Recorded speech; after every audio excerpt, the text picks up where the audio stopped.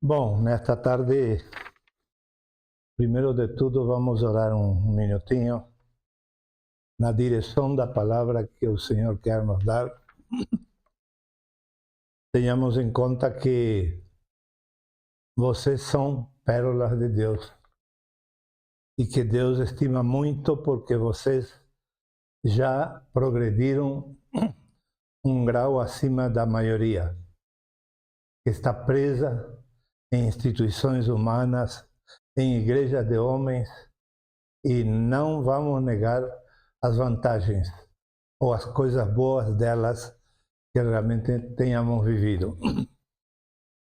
Não se trata de atacá-los, de persegui-los, mas sim de não ofender ao Cristo, que é rico, imensuravelmente. Não dá para medir a riqueza de Cristo. E Cristo só vai casar quando a namorada dele esteja louca por ele. Então, por tudo isso, não criticamos irmãos, não julgamos, mas precisamos fazer a diferença. As distinções, mencionar e ensinar talvez milhares de vezes. Não importa. Eu, enquanto puder, não vou me cansar. Eu não vou me cansar. Porque, como diz a palavra, mais vale a conversão de um pecador antes que esse pecador se perca nas trevas do mundo. Então, é muito importante um único pecador ser salvo. E se isso é tão importante, quanto mais vocês que já são salvos e conhecem a Deus há muito tempo. Deus zela por vocês. Deus cuida de vocês. Então, nessa direção, vamos orar. Deixem eu fazer uma oração curtinha, porque sei qual é a mensagem, e depois vocês vão desfrutar da palavra. No finalzinho, se der para gravar bem, senão não importa, eu gostaria que cada um falasse algo sobre esta palavra de hoje. Mais nada. Mas se vão falar muito baixa, com voz muito baixa, melhor deixa para outra ocasião. Porque tem que falar de tal maneira que chegue aos quatro cantos do Brasil. Que todo o Brasil saiba que não somente tem alguém anunciando estas verdades tão grandes, tão maravilhosas, como que também tem gente crendo e praticando. Isso esperamos que vocês saibam compartilhar, levar a carga juntos e sejam responsáveis, pelo menos na escuta imediata e o comentário imediato. Talvez até a noite esqueçam, mas tem a guia para lembrar. Então é importante pronunciar aquilo que vocês cresceram no dia de hoje, para que se grave na mente de cada um de vocês. É totalmente importante e necessário. Por isso, eu gostaria que no final vocês participem dessa maneira. Vamos orar. Querido Pai Celestial, te louvamos porque o Senhor tem aceitado o sacrifício de seu unigênito Filho em favor de toda a humanidade. Te louvamos, Pai, porque o Senhor se sentiu satisfeito por um sacrifício perfeito e completo feito por Jesus Cristo. Te louvamos, Jesus, por poder dar tua vida por cada um de nós que cremos em ti.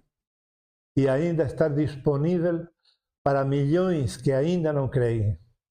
Te louvamos, Jesus.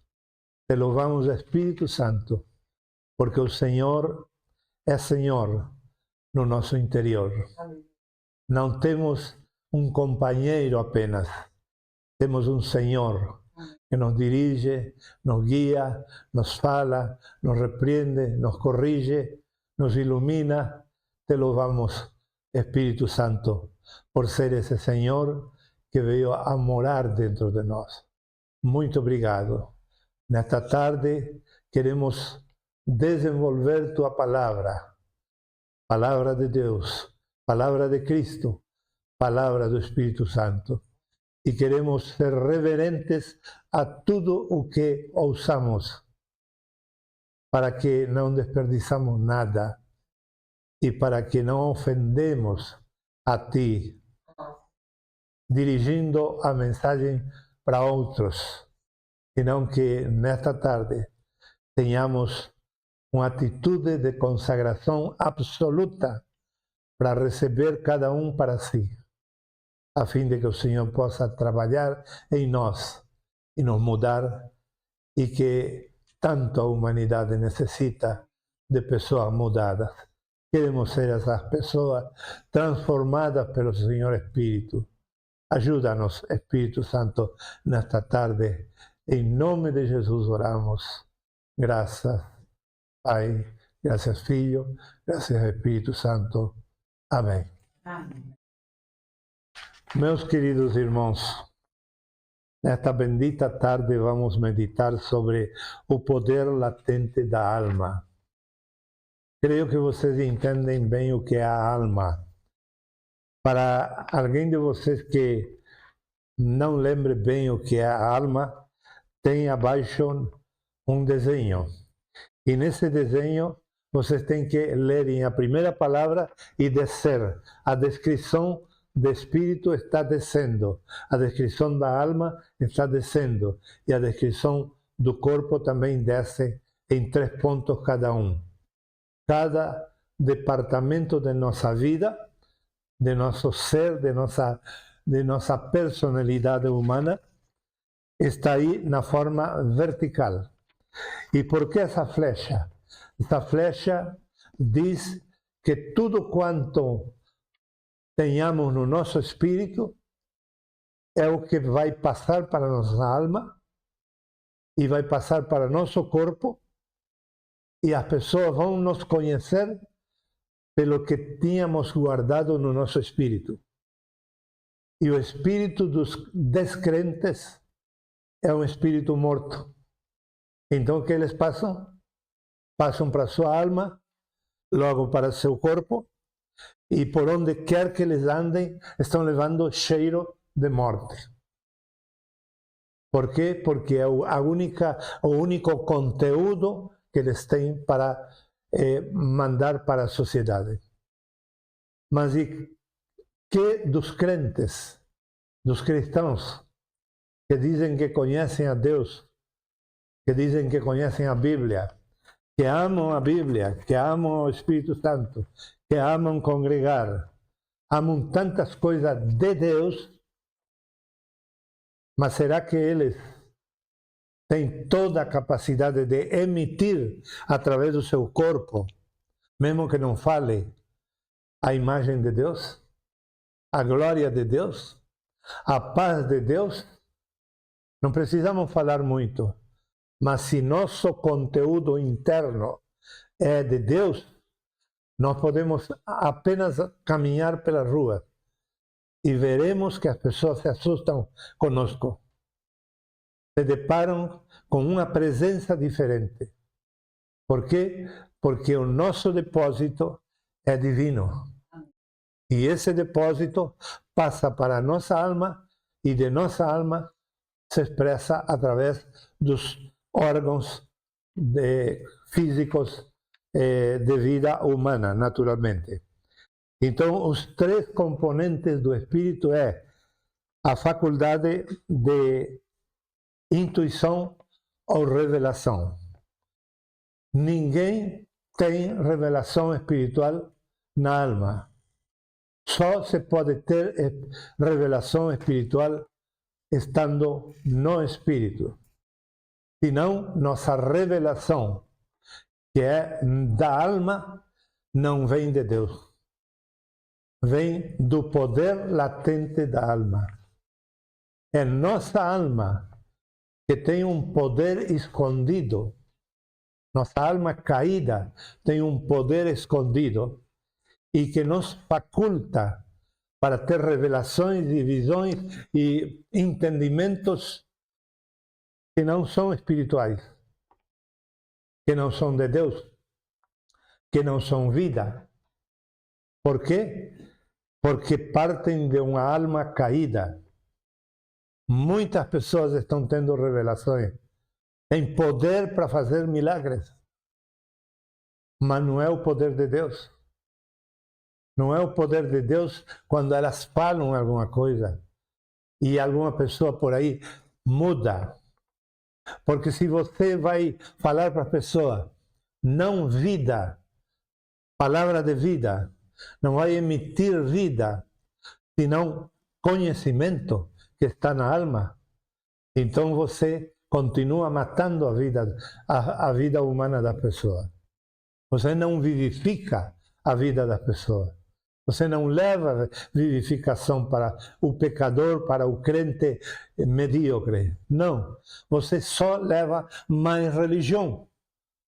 Porque religião é isso. Religar. Quer dizer, o homem inventa formas de caminhos novos pelos quais chegar a Deus. Porque ele foi expulso do Jardim do Éden. Então ele inventa esses caminhos.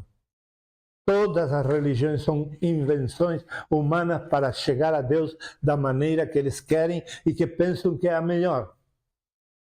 Mas partindo isso de um conhecimento que eles defendem, uma doutrina, um costume ou qualquer outra coisa, a partir disso que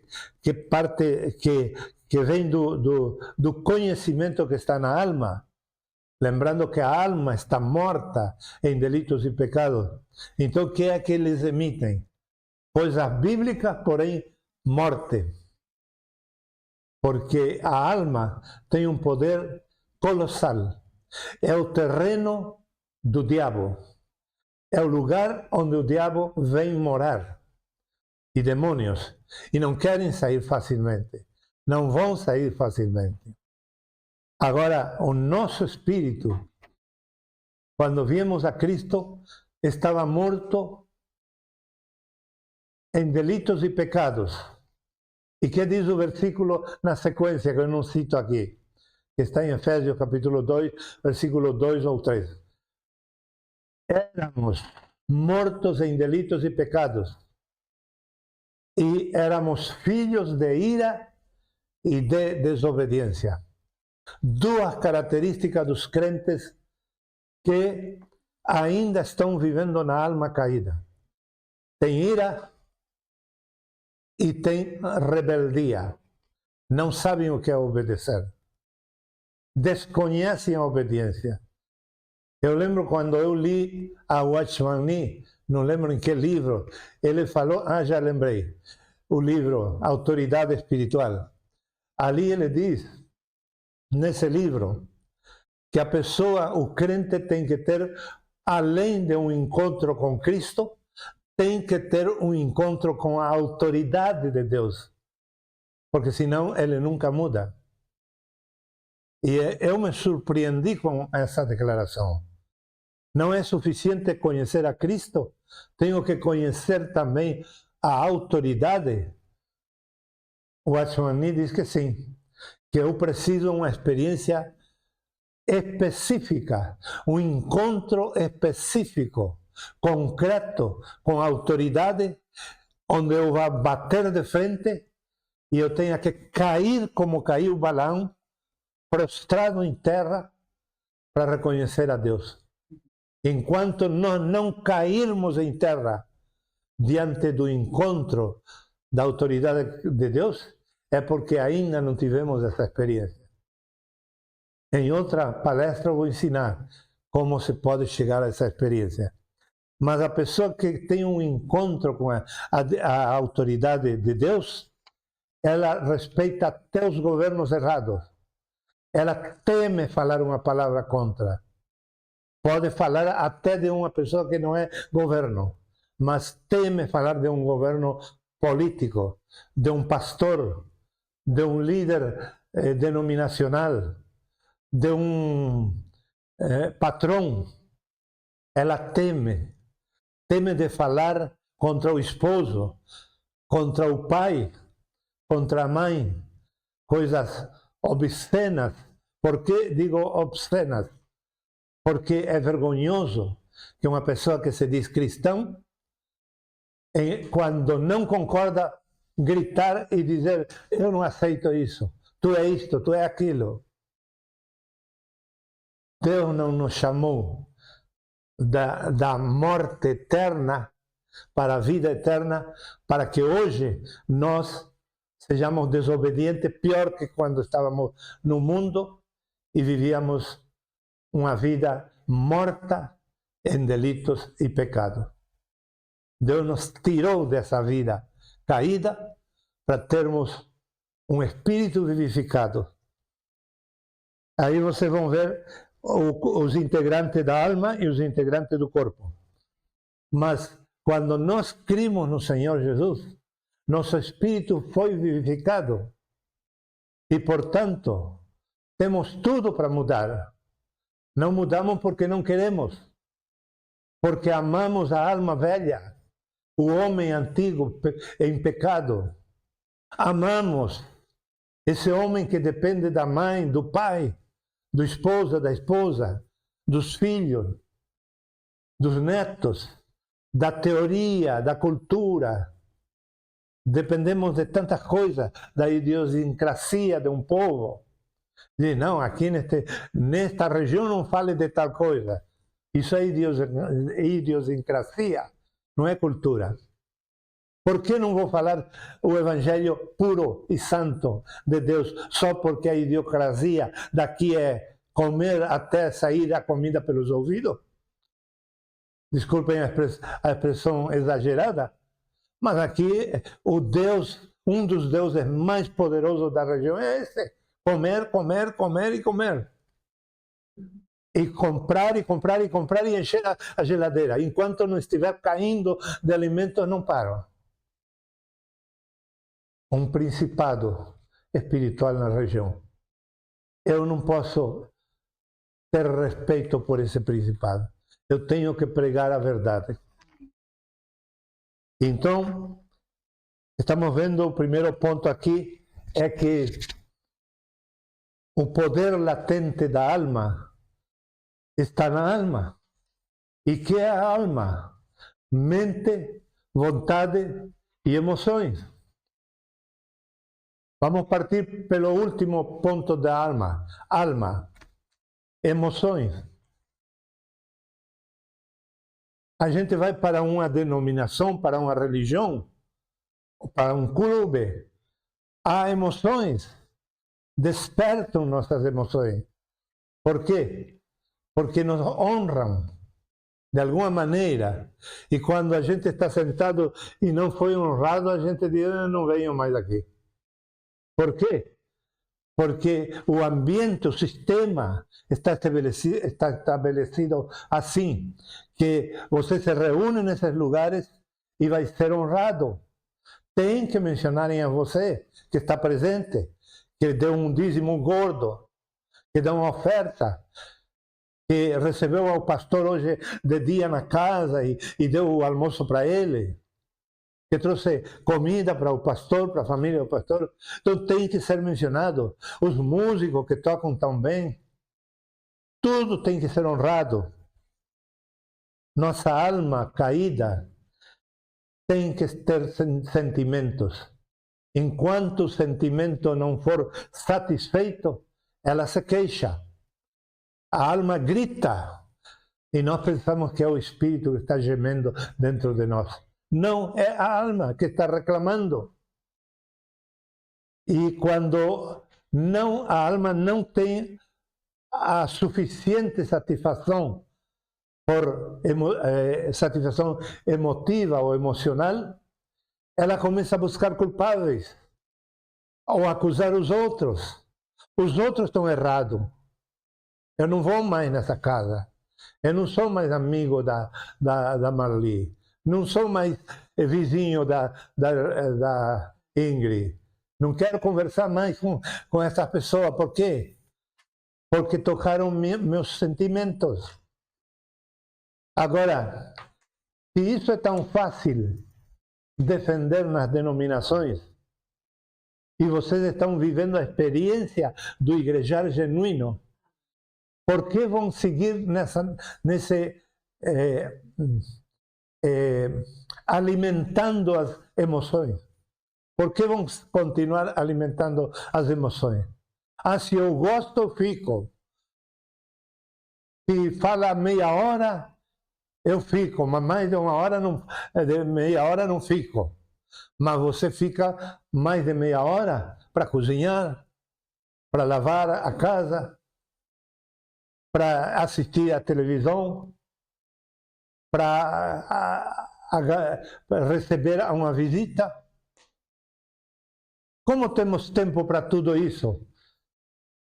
E nossos sentimentos são feridos quando a palavra dura meia hora, uma hora. Por quê? Porque lá a palavra de Deus era light. Era fácil de entender. Eu já sabia o que o pastor ia falar. Quando ele sorriu e recordou de algo, eu já sei o que ele está para falar. Tudo é decorado. Tudo é o mesmo de sempre. Não tem uma palavra confrontativa. Não tem uma palavra libertadora. Não tem uma palavra edificadora. Tem só palavras bonitas que satisfazem ao homem egoísta, a alma caída. Mas você vem à vida da igreja e você tem que ouvir palavra poderosa, forte, para mudar a vida realmente. Porque os seres humanos na alma estão cheios de justificativa. Justificativa para não orar, justificativa para não se reunir, mas naquele outro reunir-se ao mesmo tempo, sim, cumpriam.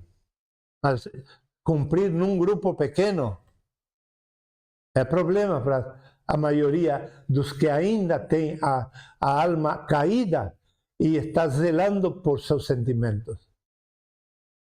Tudo era igual que aqui. Só que aqui há palavra de vida, para edificação, para correção, para aprendizado de uma vida cristã empoderada, poderosa, gloriosa. Uma vida de desfrute de Cristo. Amém. E de expectativa da vinda de Cristo, sem medo, com alegria. Isso é o que geramos nós, pretendemos gerar. Agora, como não é aquela comodidade da denominação, queremos que na vida da igreja genuína copiemos esses modelos, pratiquemos as mesmas coisas. Se praticamos as mesmas coisas, não se pode aqui pedir um hino. Sim, se pode, mas temos que ver quando, como, por quê, para quê, muitos lados. Porque não é questão de ficar cantando a igreja, como é que diz o hino, que glorifica a Palestina, por exemplo. Tem um hino aí, antigo. Também tem hinos que glorificam a Israel sem saber o que é Israel. Nos enfiaram um falso Israel e eles estão cantando. E então é muito fácil nesse ambiente passar tudo, como se diz, passar não visto, não. Batido. É? Batido. Não, não é isso, meu querido. Passar de largo, digamos assim. É fácil, porque você não feriu a palavra. Pelo contrário, você se alegrou com um pouquinho de toda aquela pregação. Mas não houve nada de palavra forte, então você volta para casa inteirinho. Pode seguir com a emoção de um homem, de uma mulher que está morta em delitos e pecados. Ou seja, na vida carnal de antes. É muito fácil.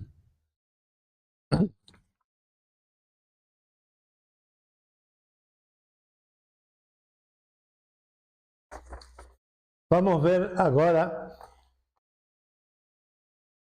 algumas partes fundamentais. Primeiro vamos ver os aspectos do poder latente da alma. Eu só falei das emoções.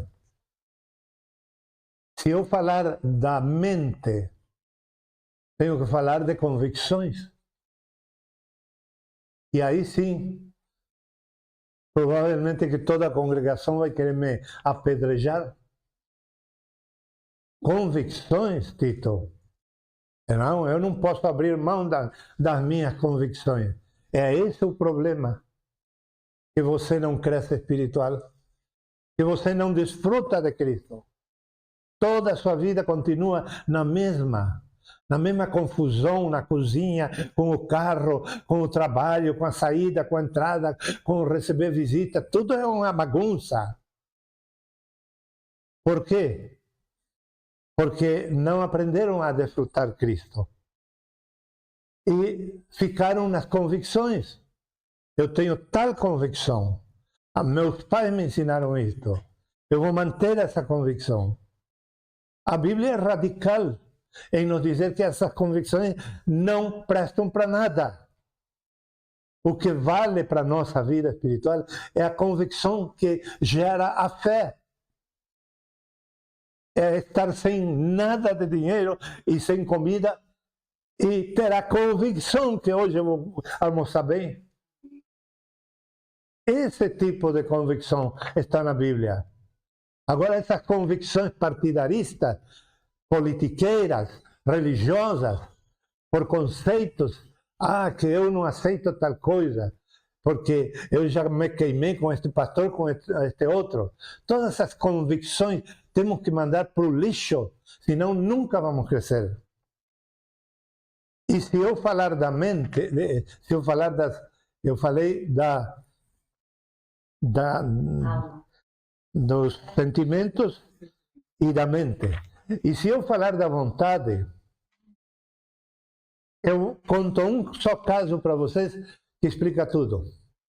Em Blumenau, eu tinha a orientação pastoral, todas as quartas-feiras, aberto o templo, eu atendia as pessoas que quisessem vir ali, ou crentes que trouxessem outros para ser aconselhados. E veio um senhor que morava numa mansão linda, linda, muito grande, muito bonita, mas não era dele, era alugada. Eu esqueci o nome dele. E ele veio, olhou assim na porta para fora, entrou confiado, queria me confessar algumas coisas, eu fui todo ouvido, ele falou 50 minutos da mulher dele. 50 minutos. Eu dei a receita, porque eu dou receita por escrito, viu? E digo, você vai cumprir isto, se você cumpre, vem a próxima vez com isso, com o papelzinho, você cumpriu, então podemos avançar, senão você vai ficar só com razão. Você é o inocente. Ele saiu, demorei uns minutos no gabinete, saio para fora olhar onde ele subiu no seu carro, onde ele foi, e vejo a mulher dele na esquina olhando. Viu que o marido saiu, veio ela se fazer atender por mim. Eu dei uma receita para ele e o contrário dei para ela. Mas deixei ela falar. E ela falou 1h10. E eu aguentei e eu aconselhei. E se eu voltar lá, somos grandes amigos. Porque os dois realmente me agradeceram muito tempo. Por quê? Porque a minha vontade é fazer a vontade do Pai. Não é a minha. Eu não levo conhecimento das minhas experiências com os filhos, com a mulher, ou com os vizinhos, na sociedade, no trabalho. Eu não tenho isso por receita. Eu vivi isto, eu experimentei isto, então faça isto. Se você não colocar na mesa um prato de comida e dizer, é tudo que tem, outra vez esse teu filho vai ter o luxo de escolher o que quer comer. Isso é uma receita carnal, de mente e vontade carnal. Não é uma receita do Espírito, que ensina a pessoa a depender da fé, a confiar em Cristo, a confiar na sua palavra. Estamos ensinando religião. Mas então, aí nos aspectos desse poder latente da alma, porque o que eu estou falando, mesmo que eu estou correndo para terminar em menos minutos possíveis, mesmo assim, o título é profundo, é o título de uma obra de Watchman Nee, um livro dele. Vocês querem ler esse livro? Eu mando em PDF para vocês pela internet, pelo WhatsApp, e você baixa ou imprime e vão ter para ler o tempo todo esse livrinho. Livrinho pequeno, de 40 folhas por aí. Bom, o título é dele, mas me serve. Quais são os aspectos desse poder latente da alma? Primeiro, a culpabilidade. A culpabilidade é um problema da humanidade. Todos nós, eu também, todos nós, nos paramos no meio de nossa trajetória humana e ficamos pensando, poxa, eu tivesse feito isto, não tivesse falado isto, não tivesse andado com este ou com aquele. Temos sempre algo que nos arrepender. E que é isso? É culpabilidade. A gente precisa lidar com a culpabilidade própria e levar a Cristo. E a palavra diz que se confessarmos, pronto, está perdoado. É só confessar e dizer, Senhor, eu confesso. Eu me equivoquei lá 40 anos atrás. Eu confesso. Humanamente não tem solução. Não tem. Mas tem para mim. Porque eu confesso. E porque tua palavra diz que confessando eu sou livre do pecado, portanto, obrigado pelo perdão. E sair dali desfrutando esse perdão. E nunca mais nem celebrar para si. Muito menos aceitar que te acusem. Por quê? Porque você enfrentou a culpabilidade. Mas muitos casais de hoje, mulheres e homens, estão se queixando do pai e da mãe, do pai e da mãe, do pai e da mãe constantemente. Quando vão parar de carregar culpabilidade alheia, que é muito pior? Por isso que não são felizes. Por isso que tem que trabalhar o dobro. Sabe que podia trabalhar a metade e ganhar o dobro? Eu já falei isso na outra comunhão. Claro que sim. E depois outra coisa. Temos que trabalhar no que gostamos. Não porque, eu tenho que ter dinheiro. Porque senão eu não pago minha comida. Não. A comida, disse Jesus, que Ele paga. Ele paga, está na Bíblia. Que olha os passarinhos, se eu cuido dele, como não vou cuidar de você? Está claro na Bíblia. Se eu trabalho, é porque eu quero ter uma casa, quero ter um lugar seguro. Isso sim, é legítimo o trabalho. Mas ficar trabalhando toda a vida, faz casa, já tem casa, tem carro, agora eu vou trocar de carro, tem que pagar em cima, tenho que trabalhar mais. Tudo isso é culpabilidade não resolvida. Talvez problema entre irmãos na família, que culpam a irmã aqui, digamos, culpam a irmã, e ela sabe que não tem a culpa. Não vou dar mais nome para que não fique, já dei uma vez, é melhor não dar. Tá. Então, talvez ela não tenha culpa. Mas, não tendo a culpa, carrega a culpa dos outros porque dói. Nunca se libertou. É a mesma coisa que ser culpável. porque não se desvencilha dessa culpa. Segundo, o machismo. O machismo vem desde Adão. O machismo está na mente de todo homem e de toda mulher. É encardido mesmo. O machismo, ele sempre tem atitude de superioridade. E tem, com essa onda nova aí, eu tenho um livro para lançar sobre a mulher que vocês vão ficar de queixo caído de ver o monte de argumentos que eu tenho dentro da Bíblia a favor das mulheres. Vocês vão ficar impressionados. Mas daí a que as irmãs da igreja sejam igual às irmãs das denominações, das religiões, tendo preconceito com o marido, foi mal com um marido, então com o outro tem que ir mal. Eu já me cuido porque esses homens são muito machistas, mas elas também. Estão se cuidando à toa, em vez de se desvencilhar de tudo isso. O patriarcalismo. Quando não é patriarcalismo, é matriarcalismo. Não é a mesma coisa? Tem muitas famílias onde o homem não governa a família, governa a mulher. Basta ele não saber dirigir, que já ela domina tudo. Eu conheci uma pastora da Quadrangular, num lugar em Lages, Santa Catarina, que ela me convidou para jantar na sua casa. Tenho que guardar decoro porque é gentileza dela, não? Mas não dou o nome. E eu fui para jantar sozinho. Não sabia, eu pensava que ela tinha família. É a primeira e única vez que preguei ali. Quando chego, ela me apresenta o esposo dela. Era um esposo com síndrome de Down. Não falava nada. Quando queria falar, assim não falava. Eu disse, entendi porque esta mulher era pastora. Porque era uma militar para a sua congregação.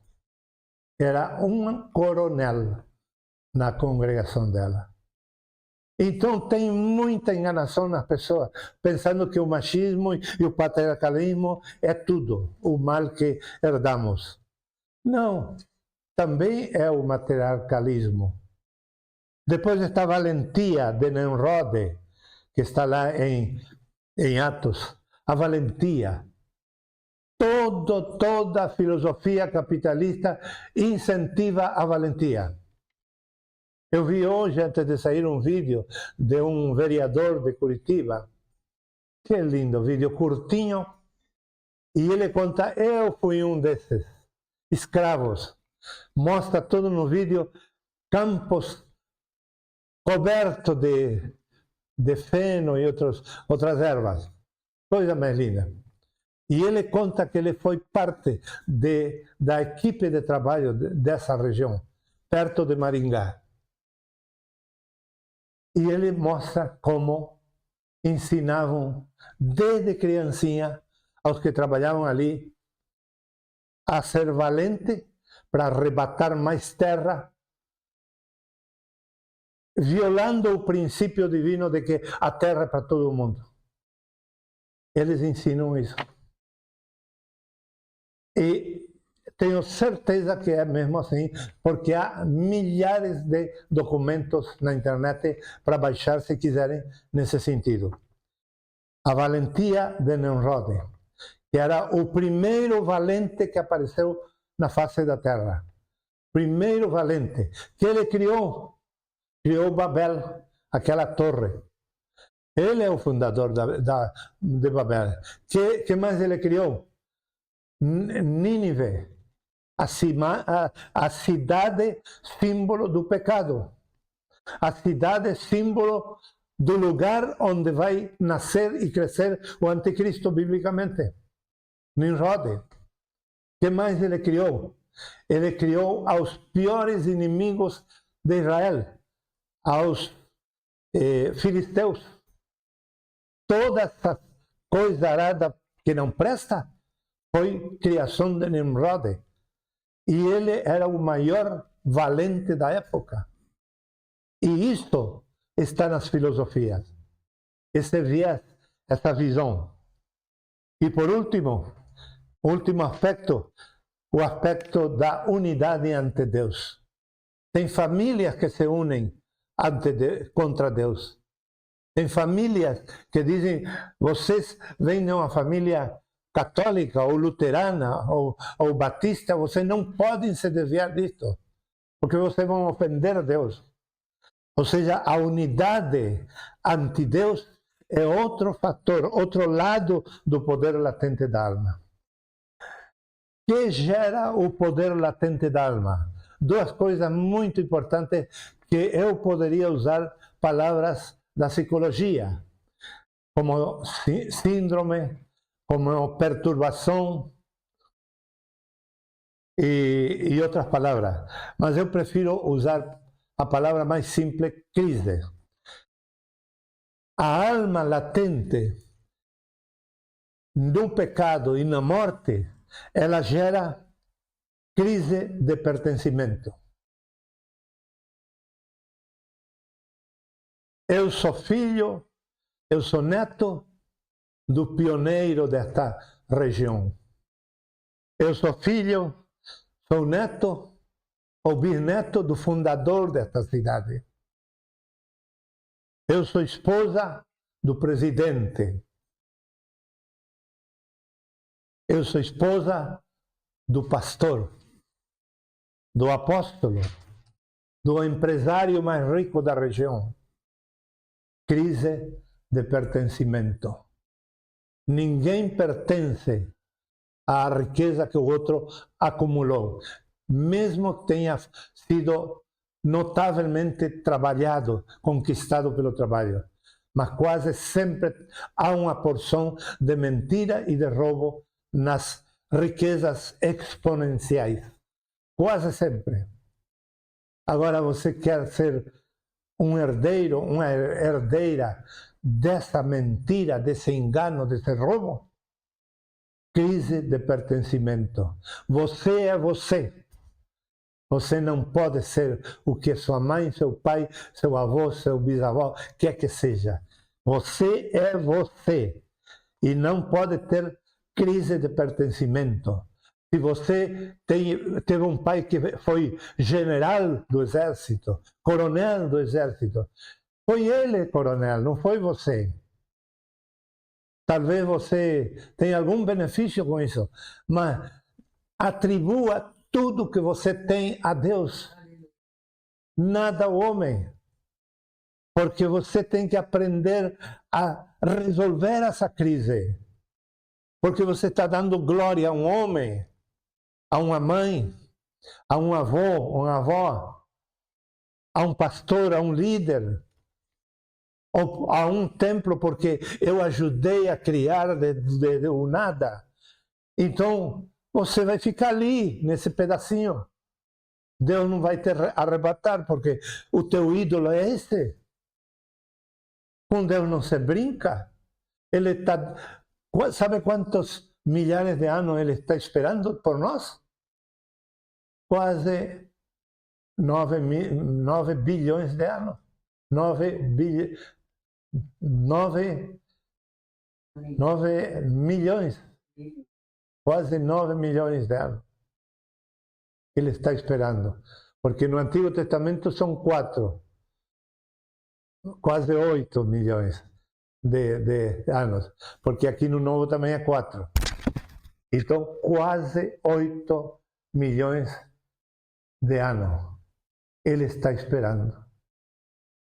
E ele quer que nós nos desprendamos de tudo isso passado, porque isso nos neutraliza a vida espiritual.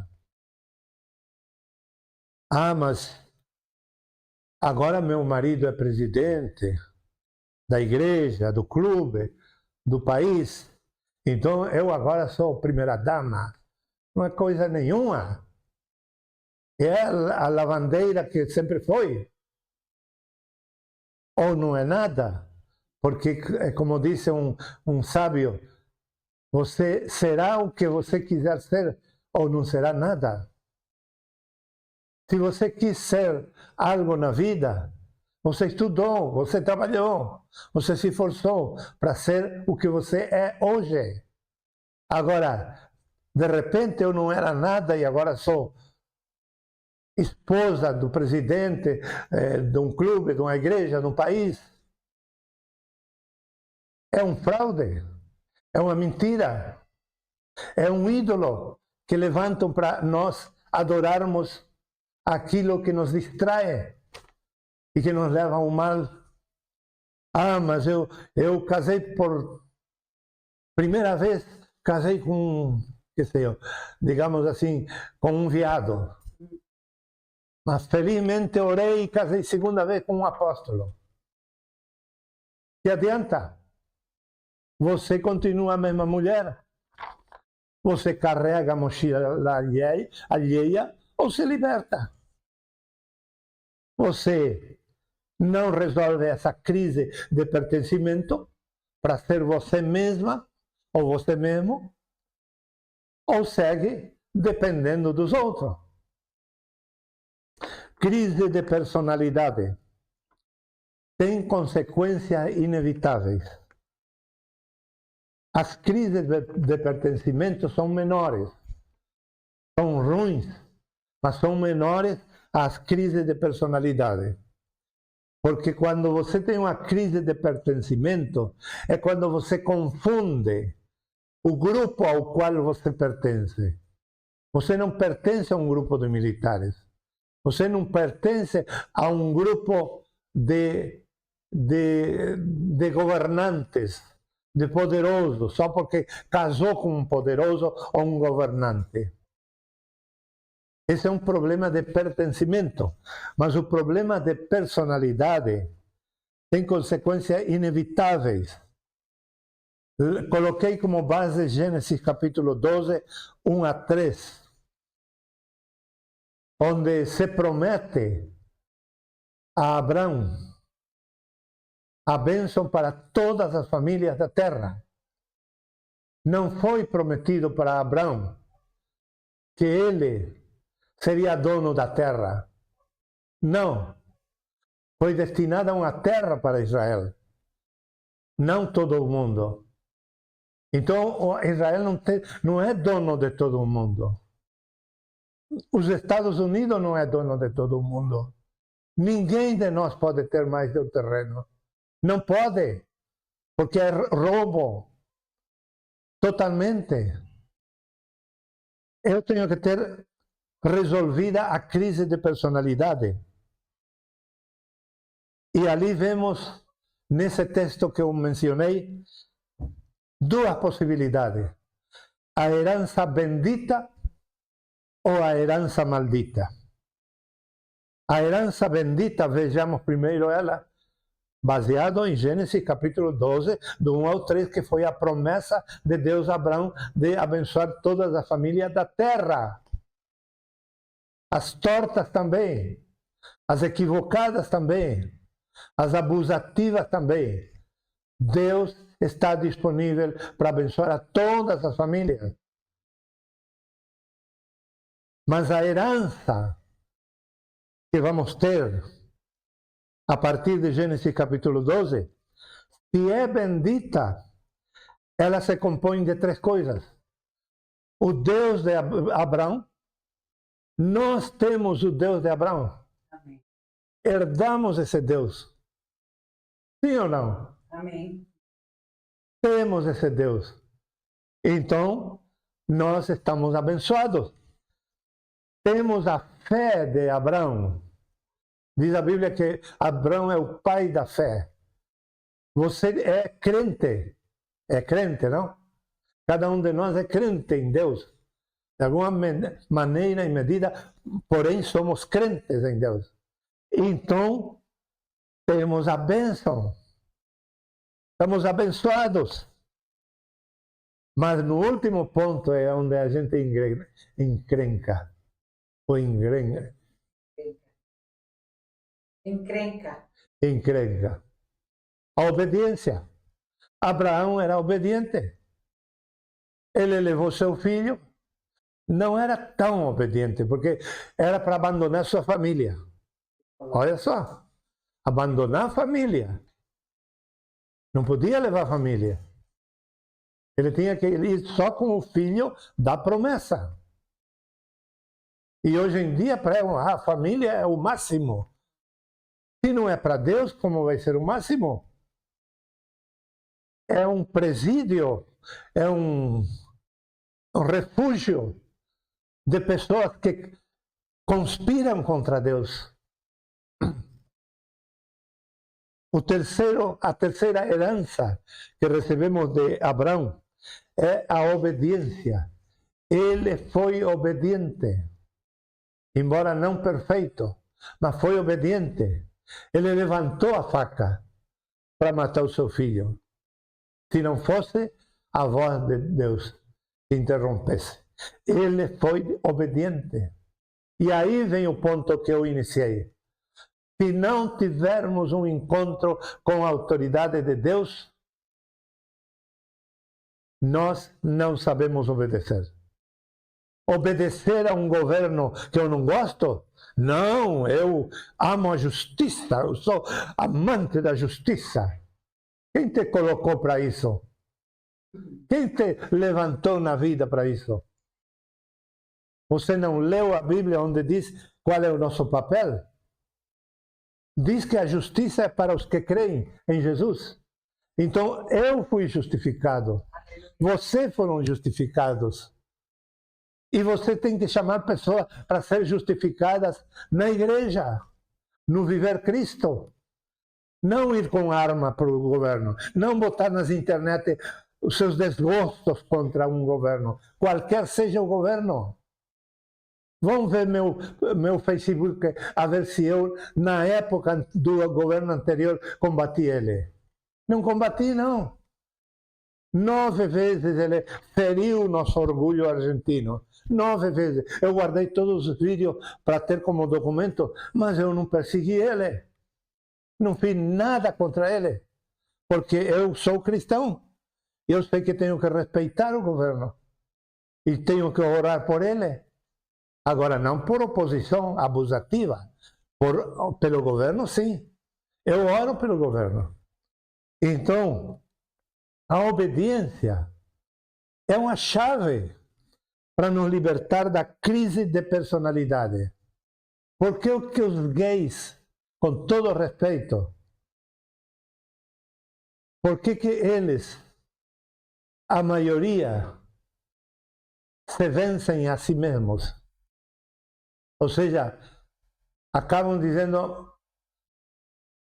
a opção sexual me venceu.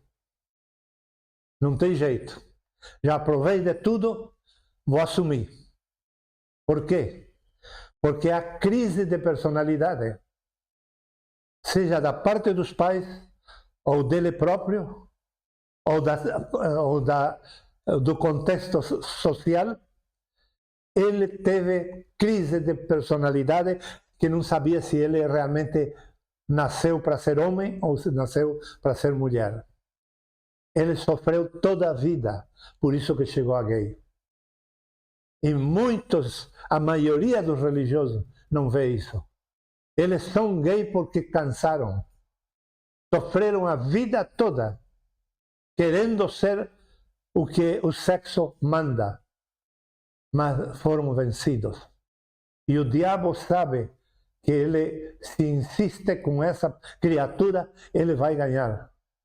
Por isso que, em vez de expulsarmos da porta para fora, temos que recebê-lo, ter misericórdia dele.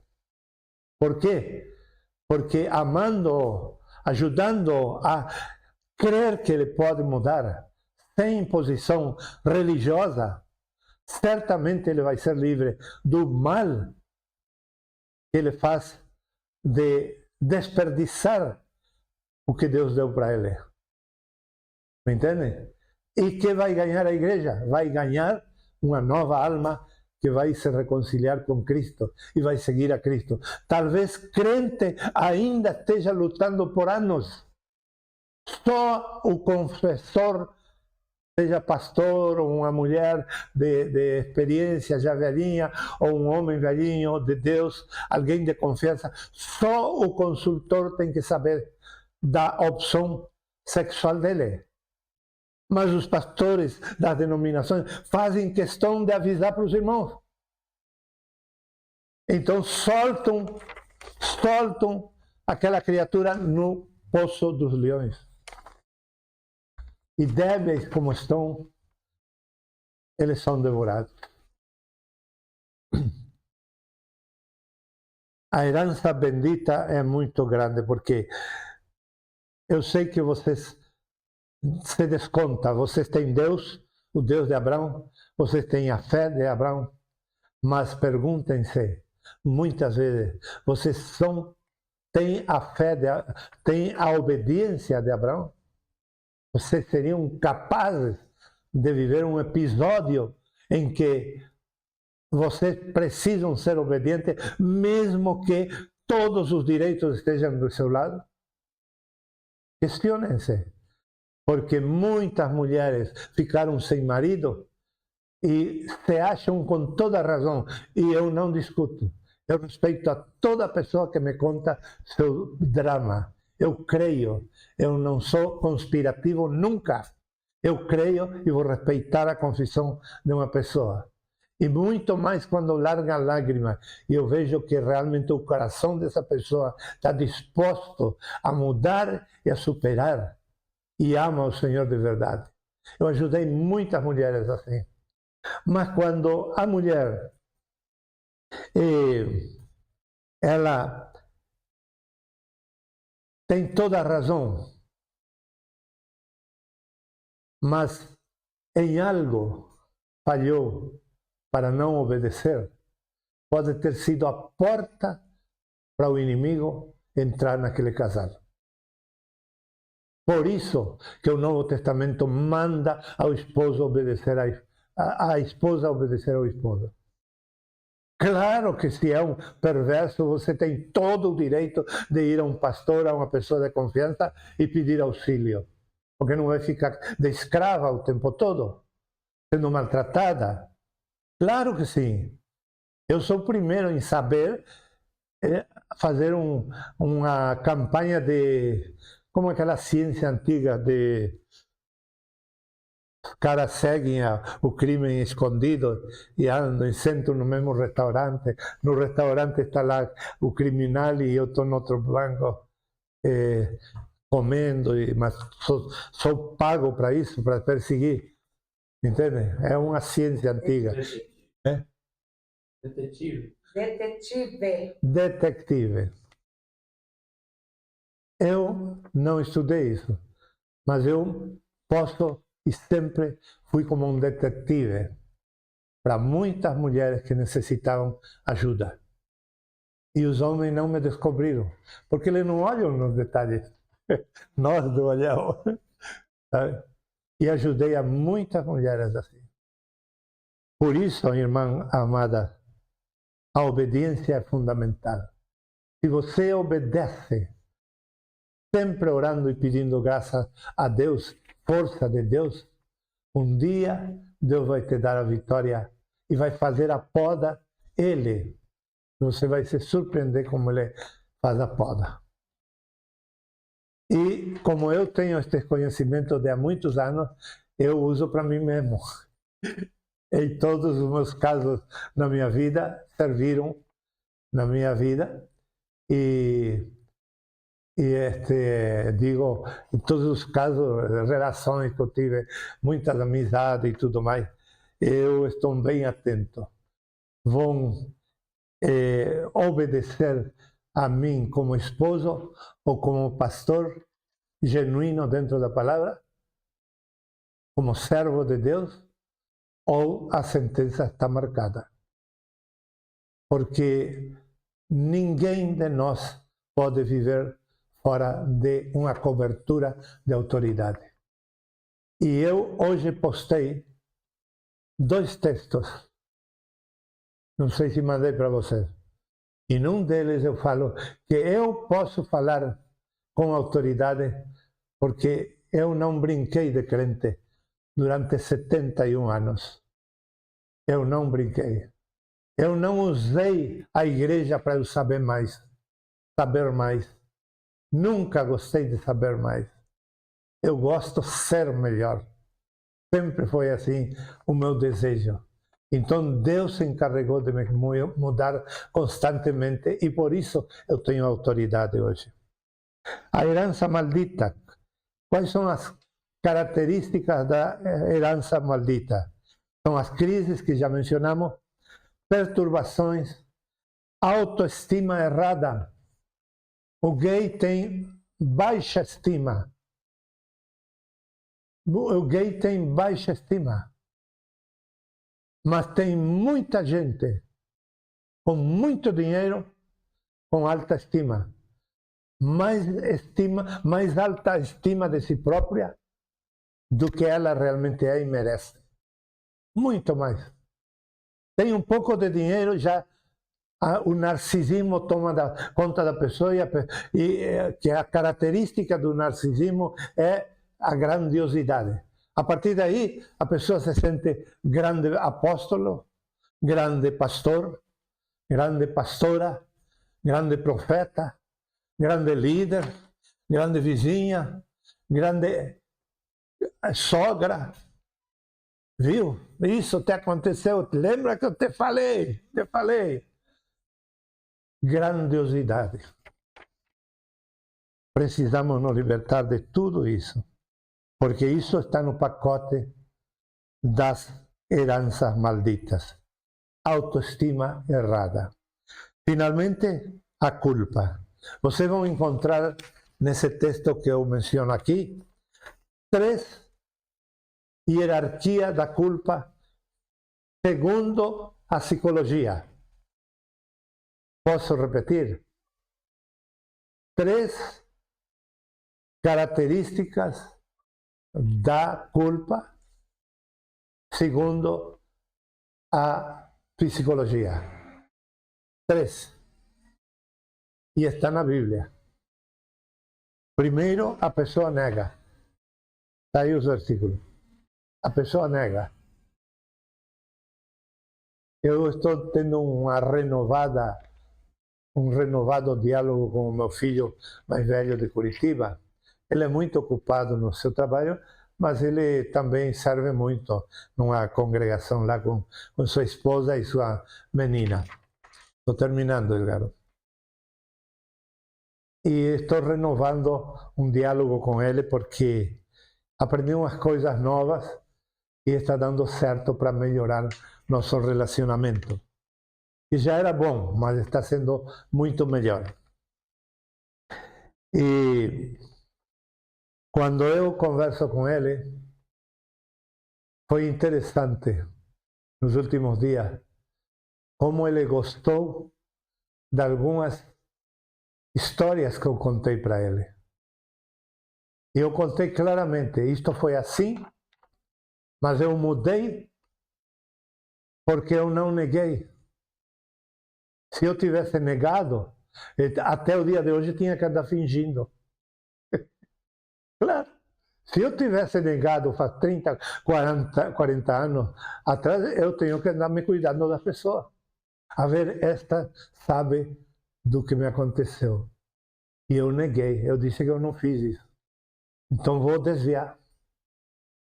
Mas eu quero viver uma vida livre. Então, porque eu quero viver essa vida livre, eu me desvencilhei da culpa.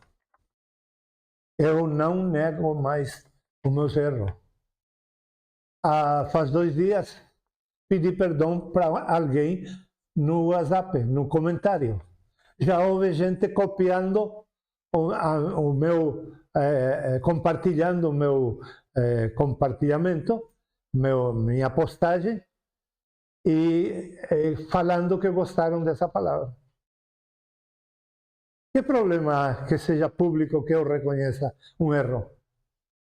Eu creio que a gente fica maior. Maior, cada dia maior na presença de Deus. E o segundo estágio ou estadio o estádio, como seria? Segundo Estágio. É estágio. estágio.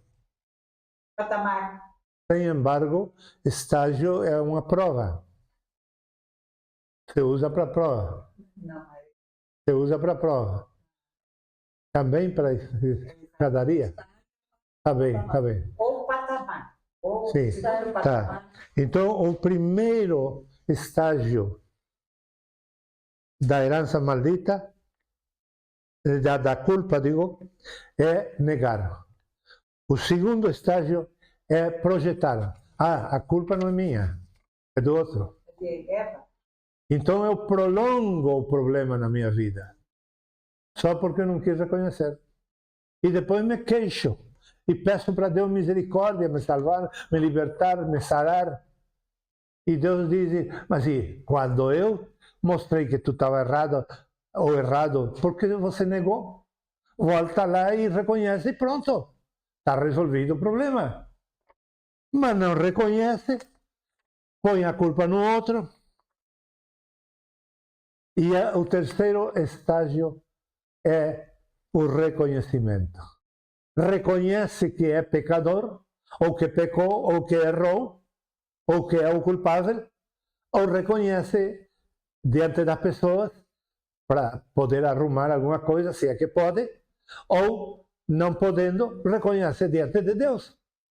Reconhece diante de Deus e acabou. Não lembre mais, não repita mais. Por quê? Porque você se desvencilhou dessa crise, resolveu uma crise. Então, o poder latente da alma é isso, minhas irmãs, meus irmãos. Ele é uma coisa pesada na nossa vida, que nos atrasa um monte. E vocês dirão, Tito, mas por que você nos traz mensagens tão pesadas assim? É que vocês, como eu disse no começo, são pérolas. Vocês não são de lata. Vocês não vão se escandalizar. Vocês não vão ficar bravo comigo. Vocês não vão me perseguir. Não vão sair me difamar. Eu creio que realmente vocês são pessoas sérias nas coisas de Deus. E como eu creio isso, tenho visto, tenho comprovado, eu não tenho medo de dizer essa verdade. Porque pode servir para vocês, como pode servir para vocês ajudar aos outros. Porque se, vamos supor, alguém me convida numa casa e eu vou para essa casa, ou vamos fazer um exemplo mais concreto que ontem ainda, vindo para casa de Toledo, um vizinho nosso de Mercedes me convidou a participar do clube do adulto. E eu tinha entendido que havia um clube de anciões no nosso bairro e ele me dava outro endereço. Mas era o mesmo, depois a Doris me explicou. Então, veja, quando ele me dá esse convite, eu já tenho que saber aonde estou indo. Eu vou num lugar onde provavelmente o 90% é surdo. Tem que gritar. E eu tenho que gritar para eles. Provavelmente seja um 90% historiadores que não param mais de falar. Eu vou ter que aturar. Eu fui para essa reunião